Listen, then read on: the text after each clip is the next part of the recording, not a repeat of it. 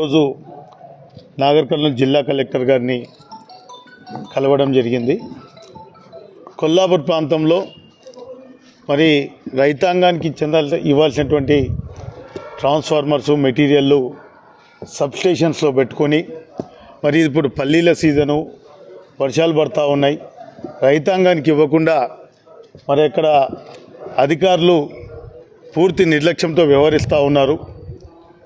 ఇప్పుడు ఈ సమయంలో రైతుకు ట్రాన్స్ఫార్మర్స్ ఇవ్వకపోతే 3-4 నెలలు మళ్ళీ ఇచ్చే పరిస్థితి ఉండదు.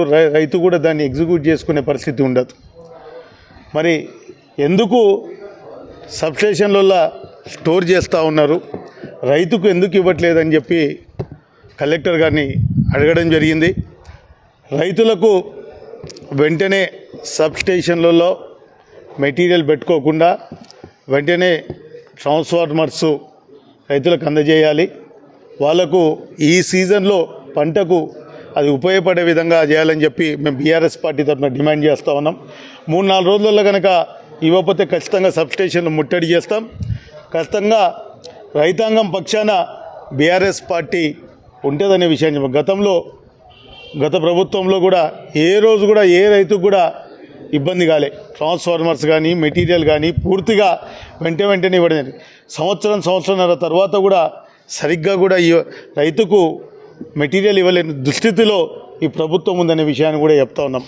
కాబట్టి ఇప్పుడు సీజను, రైతును ఆదుకోవాల్సిన బాధ్యత ఈ ప్రభుత్వానికి. కాబట్టి వెంటనే ట్రాన్స్ఫార్మర్స్ ఇవ్వాలని చెప్పి డిమాండ్ చేస్తూ ఉన్నాం. అది సీనియారిటీ ప్రకారం ఇవ్వాలి.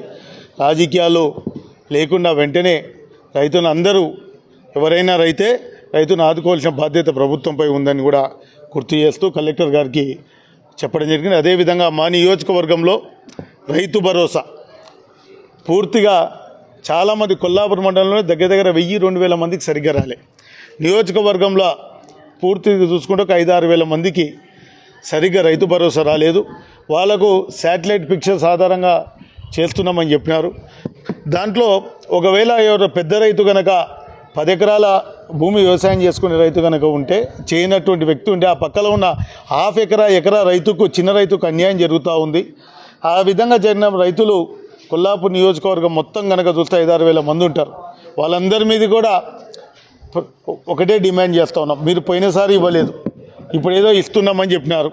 స్థానిక సంస్థల ఎన్నికలను దృష్టిలో పెట్టుకొని మరి ఇస్తున్నారు. ఇచ్చేదేదో సరిగ్గా ఎవరైతే ఇవ్వని రైతాంగాన్ని కూడా పూర్తి స్థాయిలో వెంటనే ఇవ్వాలి. ప్రతి ఒక్కరికి కూడా ఏ